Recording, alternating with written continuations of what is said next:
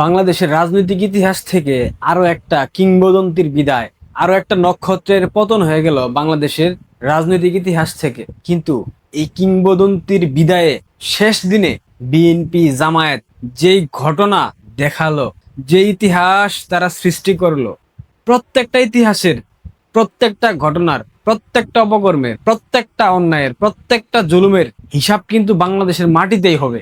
যদি কেউ ভেবে থাকে ইতিহাস তাদেরকে রক্ষা করবে কিংবা ক্ষমা করবে, তবে সেটা ভুল।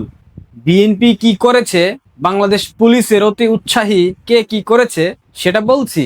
তার আগে তুফাইল আহমেদ, আজ যে কিংবদন্তির বিদায় ঘটল, তুফাইল আহমেদের ইতিহাস এই প্রজন্মের অনেকেই জানেন না। তাদের জন্য কয়েকটা বিষয় আমি বলি। বাংলাদেশের রাজনীতিতে তুফাইল আহমেদের হাতেখড়ি হয় ছাত্রলীগের মাধ্যমে। ঢাকা বিশ্ববিদ্যালয়ে থাকাকালীন 1966 থেকে 67 মেয়াদে তিনি ইকবাল হল, তৎকালীন বর্তমান শহীদ সার্জেন্ট জহুরুল হক হল, এই হলে নির্বাচিত ভিপি ছিলেন। 1967 সাল থেকে 1969 সাল পর্যন্ত ডাকসুর ভিপির দায়িত্ব পালন করেন। এই সময়কালে তিনি চারটি ছাত্র সংগঠনের সমন্বয়ে সর্বদলীয় ছাত্র সংগ্রাম পরিষদ গঠন করে বঙ্গবন্ধু প্রদত্ত ঐতিহাসিক 6 দফাকে 11 দফায় অন্তর্ভুক্ত করে 69-এর গণ অভ্যুত্থানের নেতৃত্ব দিয়েছিলেন। এই তুফাইল আহমেদ জলে ভাসা কোনো পদ্ম না। 1968 এবং 1969-এর গণ অভ্যুত্থানে এই ছাত্র আন্দোলনের সময় তিনি ডাকসুর ভিপি হিসেবে সর্বদলীয় ছাত্র সংগ্রাম পরিষদের আহ্বায়কের দায়িত্ব পালন করেছেন। 69-এর গণ অভ্যুত্থানের সময় তিনি বঙ্গবন্ধু শেখ মুজিবুর রহমানের সাথে আগরতলা ষড়যন্ত্র মামলার আসামি হয়েছিলেন। শহীদ প্রেসিডেন্ট সেক্টর কমান্ডার জিয়া কোথায় ছিল? কোথায়? কেন্দ্রীয় ছাত্র সংগ্রাম পরিষদ সেই বছরেই 23 ফেব্রুয়ারি শেখ মুজিবের সম্মানে ঢাকার রেসকোর্স ময়দানে, বর্তমান সোহরাওয়ার্দী উদ্যান, এক সভার আয়োজন করে লক্ষ জনতার অংশগ্রহণে আয়োজিত সেই সম্মেলনে শেখ মুজিবুর রহমানকে বঙ্গবন্ধু উপাধি দিয়েছিলেন এই তুফাইল আহমেদ। প্রথমবারের মতো 1970 সালে আওয়ামী লীগের মনোনয়নে জাতীয় পরিষদের নির্বাচনে অংশ নিয়ে তিনি বিপুল ভোটে জয়ী হয়েছিলেন। 1971 সালের মহান মুক্তিযুদ্ধে তিনি মুজিব বাহিনীর অঞ্চল ভিত্তিক দায়িত্বপ্রাপ্ত 4 প্রধানের একজন ছিলেন। মুক্তিযুদ্ধের অন্যতম সংগঠক ছিলেন তুফাইল আহমেদ। আমাদের একটা স্বাধীন দেশ তিনি দিয়েছেন। কি অসাধারণ বর্ণাঢ্য রাজনৈতিক জীবন তিনি পেয়েছেন। এই দেশের জন্মের ইতিহাস তিনি রচনা করেছেন। বাংলাদেশের জন্মের পরতে পরতে তুফাইল আহমেদের অবদান আছে। পুরোটা জীবন স্বাধীন বাংলাদেশের মানুষ এবং বাংলাদেশ গড়ার জন্য উৎসর্গ করেছেন। তার প্রতি আমাদের কৃতজ্ঞতার শেষ নেই। বাঙালি তার অবদান কখনোই ভুলতে পারবে না। পরপারে ভালো থাকবেন হে মহান নেতা, আপনার প্রতি বিনম্র শ্রদ্ধা। কিন্তু আজ ধানমন্ডিতে তুফাইল আহমেদের জানাজাকে কেন্দ্র করে আওয়ামী লীগের নেতাকর্মীরা, সমর্থকরা সেখানে জয় বাংলা জয় বঙ্গবন্ধু স্লোগান দিয়েছে। এটার জের ধরে বাংলাদেশ পুলিশ যে ন্যাক্কারজনক ঘটনার জন্ম দিল, সরাসরি এখানে নেতৃত্ব দিয়েছে এডিসি জিসানুল হক। আপনারা ছবিতে দেখতে পাচ্ছেন এই এডিসি জিসানুল হক ধানমন্ডি 32 ভাঙার সময় সেখানে দাঁড়িয়ে দাঁড়িয়ে তামাশা দেখেছে, সেখানে আরো জঙ্গিদেরকে উৎসাহ দিয়েছে।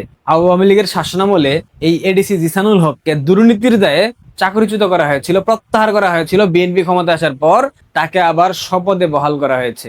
এডিসি জিসানুল হক অতি উৎসাহী হয়ে 50 জন আওয়ামী লীগের নেতাকর্মীকে ধানমন্ডি থেকে গ্রেফতার করলেন। আপনার পরিবার বাংলাদেশে থাকবে না? আপনি বাংলাদেশে থাকবেন না? ভবিষ্যৎ একবারও চিন্তা করছেন না? আপনার সন্তান নাই, আপনার বউ নাই, আপনার মা নাই? আছে তো, তারা তো বাংলাদেশে থাকবে। থাকবে তো নাকি? কিছু করার পূর্বে ভাবা উচিত ভবিষ্যৎ কি হতে পারে। জনাব তারেক রহমান, আপনি বাংলাদেশে মরবেন না? আপনার জানাজা বাংলাদেশে হবে না? হবে তো নাকি লন্ডনে চলে যাবেন? লন্ডনেই আপনাকে সমাহিত করা হবে। যেই ঘটনার জন্ম দিলেন মতিয়া চৌধুরী, সম্মান পান নাই। দিয়েছেন সম্মান? দেন নাই। আজকে একজন কিংবদন্তি, বাংলাদেশের স্বাধীনতা সংগ্রামে যার ভূমিকা ছিল, যার অবদান ছিল, বাংলাদেশের স্বাধীনতা সংগ্রামে সামনে থেকে যিনি নেতৃত্ব দিয়েছেন তুফাইল আহমেদ, আপনারা তার লাশটা শহীদ মিনারে জানাজা পড়তে দিলেন না। অথচ টিকটকার কারিনা কাইসার, তাকে শহীদ মিনারে জানাজার আয়োজন করে দেওয়া হয়, তার লাশকে শ্রদ্ধা জানানো হয় শহীদ মিনারের পবিত্র মাটিতে গিয়ে। কিন্তু এই দেশ সৃষ্টির পেছনে যাদের অবদান, যাদের ভূমিকা, যারা না থাকলে এই দেশটাই জন্ম নিত না। শুধুমাত্র আওয়ামী লীগ করার অপরাধে তাকে আপনারা শহীদ মিনারে জানাজা পড়তে দিলেন না। ধানমন্ডি তাকওয়া মসজিদে জানাজা হলো, সেখানে আওয়ামী লীগের নেতাকর্মীরা জয় বাংলা জয় বঙ্গবন্ধু স্লোগান দিল, যার কারণে আপনি তাদেরকে গ্রেফতার করলেন।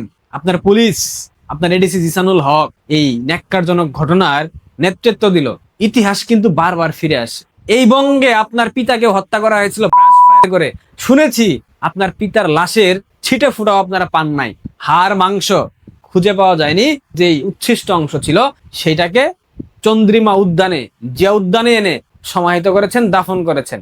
আপনার ভবিষ্যৎ কি হবে? আপনার বাবার মতো কল্পনা করেন এগুলা?